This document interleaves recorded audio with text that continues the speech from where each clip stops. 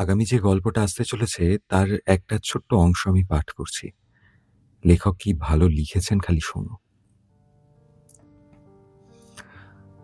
কানাইলালকে তিনি জুটিয়েছিলেন তার দ্বিতীয়বারের দার্জিলিং সফরে।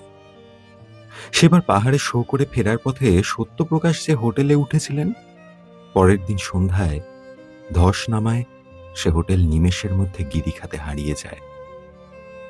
সেই সময় কানাইলাল সত্যপ্রকাশকে নিয়ে বেরিয়েছিলেন সাইট সিন দেখাতে।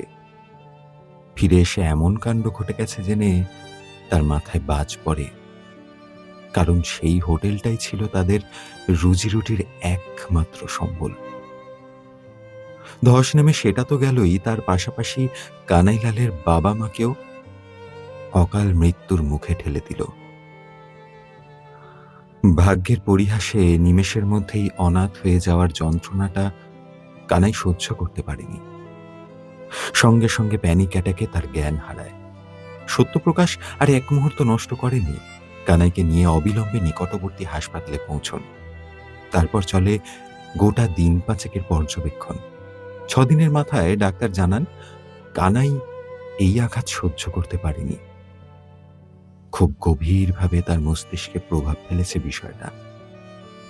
তাই সে তার আগের জীবনের সমস্ত স্মৃতি ভুলে গেছে। সত্যপ্রকাশের বড্ড মায়া হয় আত্মপরিচয় বিস্মিত কানাইলালের ফ্যাকাশে মুখটার দিকে তাকিয়ে। মাত্র 20 বছর বয়সে বিধাতা তাকে এতটা যন্ত্রণা নাই দিতে পারতেন।